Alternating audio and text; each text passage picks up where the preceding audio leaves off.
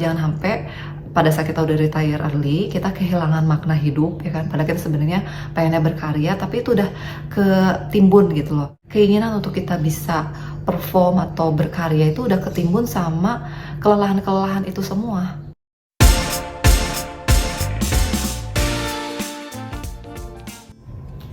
Hai, ini Sansan di Sansan Bukan Wawa. Buat kalian yang baru pertama kali nonton video aku, welcome! Di channel ini aku banyak ngebahas tentang personal finance, tips karir, and overall self-improvement. Di video kali ini aku pengen bahas tentang FIRE.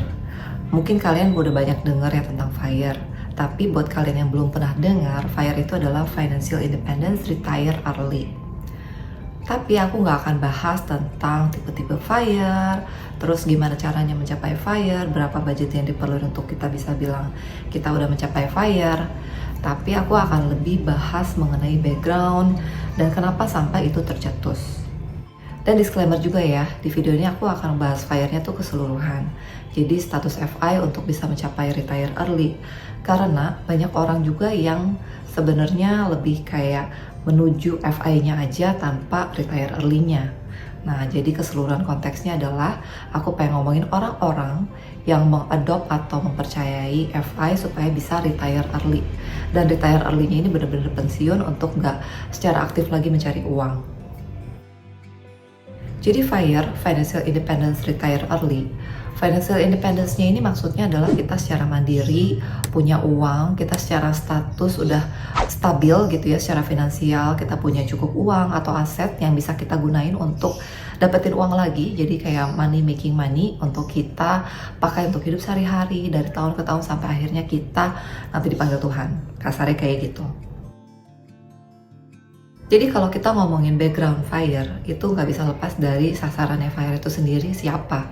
Nah, targetnya FIRE ini adalah lebih ke pekerja. Karena yang namanya juga pekerja, gitu ya, pekerja karyawan yang kerja under perorangan atau under perusahaan. Jadi bukan untuk investor atau wirausaha yang bisa nentuin waktu kerjanya itu fleksibel. Karyawan punya waktu kerja yang lebih fix, jadi misalnya kayak di Indonesia kebanyakan kerja dari jam 9 sampai jam 5 atau sampai jam 6 dan punya waktu libur Sabtu, Minggu gitu kan. Tapi kalau misalnya waktu untuk me time-nya dari Senin sampai Jumat juga terbilang nggak gitu banyak ya, paling rata-rata 4 jam atau bahkan kurang. Coba deh kita hitung, misalnya kita kerja di Jakarta, lalu kita tinggalnya misalnya di Bogor atau Depok, BSD, pokoknya yang waktu waktu commute-nya dari rumah kita sampai ke kantor itu bisa lebih dari 1 jam sekali jalan ya. Nah, kalau misalnya kita anggap aja misalnya 1 kali jalan itu 1 jam. Nah, pulang pergi 2 jam, ya kan? Belum lagi kita ada siap-siapnya lah, dandan, nyiapin laptop atau segala macam buat kita bawa, nyiapin bekal segala macam. Misalnya kalau bawa bekal, dan itu misalnya ngabisin waktu 1 jam juga, jadi kita udah habis waktu 3 jam untuk prepare dan commute gitu ya ke tempat kerja. Dan kita kerja misalnya dari jam 9 sampai jam 6, itu udah 9 jam. Jadi 9 tambah 3 udah 12 jam. Jadi kita udah ngabisin 12 jam buat kita kerja gitu ya. Dan sisanya 12 jam tentunya kita perlu tidur ya kan, istirahat. Misalnya 8 jam deh. Sisanya 4 jam itu kita pakai buat kita mandi 2 kali sehari ya kan. Lalu kita makan pagi, sarapan sama makan malam. Lalu kita punya me time ya paling kalau gitu hitung-hitungannya bisa jadi cuma 1 sampai 2 jam. Ya gak sih? Jadi kita sendiri udah capek gitu ya. Udah lelah di perjalanan dan juga lelah dengan kerjaan. Dan kita cuma punya waktu cuma sekitar 1-2 jam sehari untuk me time, untuk main sama anak kalau udah punya anak gitu kan. Dan kalau misalnya Sabtu Minggu baru kita bisa punya waktu lebih banyak buat kita bisa istirahat, rehat, dan refreshing. Nah, kalau dilihat kan waktunya yang sedikit itu jadi bikin orang tuh yang kerja jadi mungkin bisa dibilang agak kepaksa gitu ya. Apalagi kalau environment kerjanya nggak enak, toksik lah, misalnya bosnya nggak enak atau teman kerjanya juga yang nggak bikin nyaman kerjanya. Belum lagi kalau misalnya deadline kerjaan yang padat gitu ya, kita juga mungkin harus lembur. Yang tadi aku simulasiin itu kerja yang normal ya, yang nggak ada harus ngejar target gitu, yang harus lembur. Kalau misalnya kita lembur, wah udah deh, kita udah sacrifice waktu lebih banyak lagi tentunya. Nah, itu semua yang jadi terakumulasi dan akhirnya bikin orang-orang pekerja tuh kebanyakan ngerasa kepaksa gitu loh datang ke tempat kerja. Jadi hari Senin itu adalah hari-hari yang kayaknya aduh berat banget. Kemarin Minggu udah seharian misalnya refreshing liburan, terus hari Senin harus kerja lagi. Jadi biasanya hari paling berat itu hari Senin. Mungkin udah gitu sampai ke Jumatnya udah mulai terbiasa. Nanti udah Jumat tuh udah seneng lagi, nih udah mau weekend. Terus nanti pas Minggu gitu lagi. Dan siklus-siklus itu yang bikin orang mungkin jadi jenuh. Dan karena yang tadi misalnya ditambah lagi dengan load kerja yang mungkin jadi tambah banyak, atau misalnya karena ya situasi kerjaan, ya kan, situasi lingkungan kerja, teman atau bos yang bikin jadi overwhelm banget gitu. Dan akhirnya orang-orang pekerja ini begitu tahu ada konsep FIRE, mereka tuh kayak menganggap FIRE ini adalah solusi dari ketidaknyamanan, solusi dari kelelahan mereka selama ini bekerja gitu ya sebagai karyawan. Dan akhirnya mereka menuju FIRE itu. Dan akhirnya mereka mempunyai goal untuk retire early. Dan konsepnya supaya bisa retire early tentunya kita harus punya supporting tools yang cukup, yaitu ya tentunya uang, karena kita hidup di dunia butuh uang ya kan, untuk spending segala macam buat kebutuhan sehari-hari. Ya udah, akhirnya mereka berusaha untuk hidup frugal, atau misalnya berusaha nyari kerja side hustle di luar kerja utama gitu ya, supaya bisa punya uang yang cukup dan aset yang cukup. Dan berdasarkan perhitungan mereka, misalnya contohnya kayak pakai hitungan 4% rule gitu ya, dan mereka ngerasa itu udah cukup, dan akhirnya mereka bisa retire early. Di video kali ini aku tuh pengen ngajak kita bertanya ke diri kita sendiri, berkontemplasi gitu ya. Apakah benar memang FIRE, lebih spesifiknya ke retire early-nya, adalah goal yang memang harus kita capai supaya kita bisa bebas gitu dari belenggu pekerjaan yang bikin kita ngerasa lelah, ngerasa kayak kita nggak punya waktu untuk nikmatin hidup kita. Dan supaya kita bisa bebas dari environment kerja yang gak nyaman, bebas dari bos yang nyebelin, bos dari teman kerja yang toxic, bebas dari pekerjaan yang bikin kita overwhelmed. Jadi sebenarnya apakah memang itu satu-satunya solusi untuk kita bisa jalanin hidup lebih happy? Karena aku ngerasa itu ada dua aspek yang harusnya kita bisa cermati lebih dalam ya. Yaitu aspek pertama, kalau misalnya kita decide untuk retire early. Contoh deh, retire itu umumnya di Indonesia umur 55 sampai 60. Terus kita pengen bisa retire umur 40-an atau bahkan 30-an.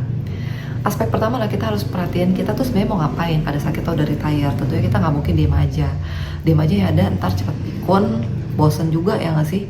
Dan aspek kedua, sebenarnya emang kita nggak bisa cari solusi ya atas permasalahan yang kita hadepin ini sampai kita jadi tercetus pengen retire early.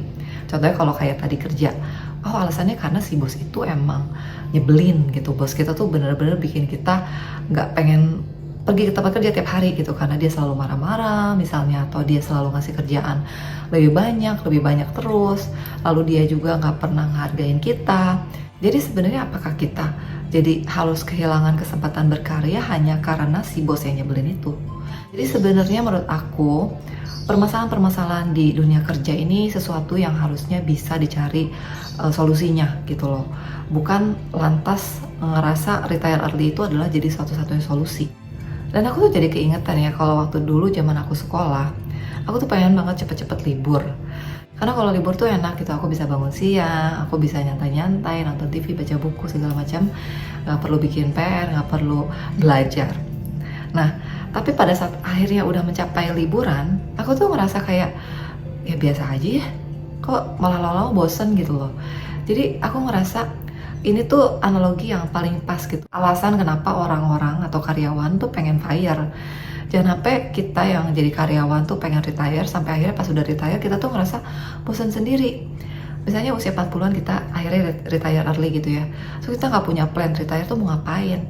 Ya udah di rumah ngapain, nonton TV, misalnya baca buku. Nggak jelas mau ngapain, yang ada bosan juga nggak sih? Jadi menurut aku kalau emang mau retire early, kita harus punya plan juga yang jelas mau ngapain. Jangan hanya cuma sekedar kita saking udah lelahnya, udah sakit hati sama bos misalnya, udah saking capeknya sama kerjaan, udah kita pengen retire aja. Dan menurut aku ada orang yang misalnya pengen retire early karena punya purpose of life-nya tuh jelas. Misalnya dia pengen lebih aktif di panti asuhan, misalnya karena dia pengen jadi pekerja sosial, tapi dia juga pengen bisa mensupport hidup misalnya keluarganya gitu ya. Jadi dia harus bisa mencapai financial independence dulu supaya dia bisa retire early dan bisa mencapai impiannya untuk jadi pekerja sosial full time gitu. Nah itu menurut aku itu purpose yang benar-benar jelas.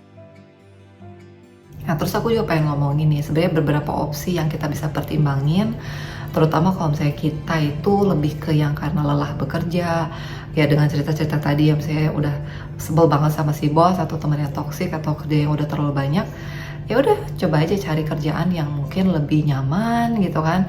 Atau kalau misalnya kalian udah lelah dengan commute rumah di Bogor, udah gitu kantornya di Jakarta bisa 1 sampai 1,5 jam sendiri gitu kan. Kalian bisa pertimbangin WFH, work from anywhere, atau misalnya kerjanya yang hybrid, misalnya 3 hari kerja di kantor, 2 hari di rumah, atau bisa diatur lah.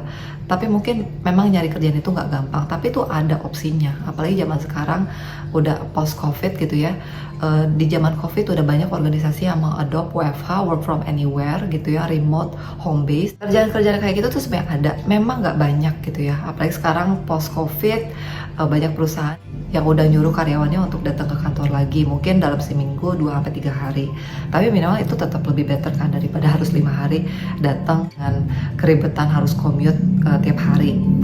Dan aku juga di sini pengen share, aku dari tahun 2020 itu kerjanya remote atau home base karena aku kerja di tech company yang nggak punya legal entity atau office di Indonesia. Jadi aku home base gitu, kantornya di mana ya, di rumah, atau aku bisa kerja di mana aja gitu. Jadi bersyukur banget aku dapat kerjaan kayak gitu pas tahun 2020, pas sebelum pandemi gitu ya. Jadi pas pandemi aku ngerasa ya udah, aku udah enak deh bisa kerjanya dari rumah. Karena pas tahun 2020 itu masih ada organisasi yang masih enggan ya kan untuk ngebiarin karyawannya kerja di rumah, entah karena kurang percaya lah gitu sama karyawannya atau permasalahan-permasalahan lainnya ya kan. Jadi mereka tetap harus kerja ke kantor dan akhirnya ketular COVID lah gitu kan. Itu yang untung banget aku bisa dapat kerjaan gitu ya, perusahaan yang modelnya seperti itu cara kerjanya ya kan. Jadi sampai sekarang pun aku kerjanya seperti itu. Jadi kalau misalnya kalian mau cari kerjaan yang remote, yang bisa home base atau work from anywhere, kalian bisa cari di LinkedIn, ya kan, atau di situs-situs untuk cari kerja gitu yang mungkin ada opsi untuk filternya itu remote. Nah, kalian bisa coba cari gitu loh kerjaan-kerjaan kayak gitu. Menurut aku udah lebih common sekarang. Lalu misalnya kalau permasalahan kalian itu, kalian tuh pengen banget bisa liburan yang lebih lama daripada waktu cuti kalian. Misalnya cuti kalian itu setahun itu 12 ya kan. Sementara kalian pengen pergi ke Eropa 1 bulan gitu. Ya udah, tinggal unpaid leave aja. Coba komunikasiin gitu kan sama bos kalian, sama organisasi kalian, apakah memungkinkan. Kalau emang gak memungkinkan dan kalian udah ngebet banget dan kayak daripada harus nge-aim si fire-nya gitu kan, ya udah, mungkin cari kerja tempat yang lain yang mungkin lebih fleksibel untuk ngasih unpaid leave. Ya mungkin tunggu 1 tahun dulu lah ya sampai akhirnya bisa unpaid leave dan akhirnya kalian bisa mencapai mimpi kalian, tapi kalian bisa tetap juga berkarya gitu loh. Kalian tetap bisa utilize gitu skill atau knowledge kalian, berkarya di pekerjaan kalian gitu kan, dan tetap bisa ngejalanin hal-hal yang bikin kalian happy gitu loh. Kalau kalian happy jalan-jalan, ya udah, budgetin aja di planning tahun ini mau kemana. Kalau emang permasalahan cuti, tinggal diomongin. Lalu kalau misalnya permasalahannya bosnya yang nyebelin atau misalnya nggak enak, suka marah-marah, mungkin perlu dikomunikasiin ke bos yang lebih tingginya, kita escalate ya kan. Ya terserah ya mau dibilang kayak kita ngelaporin daripada kita nggak nyaman. Dan kalau misalnya kayak gitu ya menurut aku advice-nya adalah kalian coba ngobrol sama teman kerja kalian, apakah teman kerja kalian juga ngalamin hal yang sama, ngalamin penderitaan yang sama gitu. Kalau misalnya banyak orang yang ngalamin hal yang sama, kenapa enggak kita coba escalate ke yang lebih atas atau ke HR untuk bisa dikomunikasiin. Dan kalau misalnya emang nggak bisa di solve juga, daripada kita makan hati, emosi dan mental kita jadi makin terkuras habis, ya mendingan kita pindah aja ke tempat lain ya nggak sih. Dan emang ya kalau namanya pindah ke tempat baru itu selalu ada risiko, tapi hidup ini kan penuh resiko. Daripada kita nggak ngambil resiko dan akhirnya cuman ya udah deh cari aman aja, kita tuju si fire itu, kita nabung, hidup frugal, hemat supaya kita bisa retire early.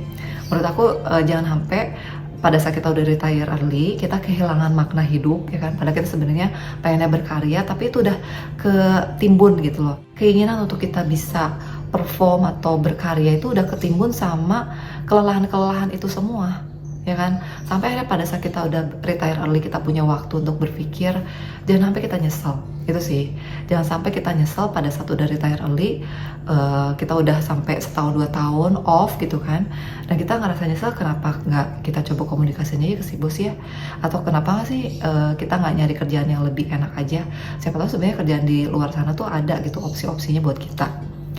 Tapi udah terlambat karena kita misalnya udah 1 tahun, 2 tahun udah retire, umur juga misalnya udah sampai 50-an. Jadi mungkin udah terlambat buat kita bisa nyari kerjaan yang sesuai passionnya kita. Jadi summary-nya di video ini aku cuma pengen lebih kayak ngajak kita berpikir kritis aja sih. Berpikir kritis kenapa sih kita sampai pengen fire. Jangan sampai kita pengen fire itu karena ikut-ikutan teman atau ikutan orang-orang pada ngomongin, oh ya kita harus menuju fire nih biar kita hidupnya lebih happy, ya kan. Terus udah itu makin kemakan lagi alasan mereka yang mungkin relate sama kita. Mereka bilang mereka pengen fire karena kerjaan yang gak enak gitu, capek harus pergi pulang dari rumah ke tempat kerja, makan waktu 3 jam sehari gitu kan, sampai akhirnya kita juga mikir, oh ya udah deh fire aja.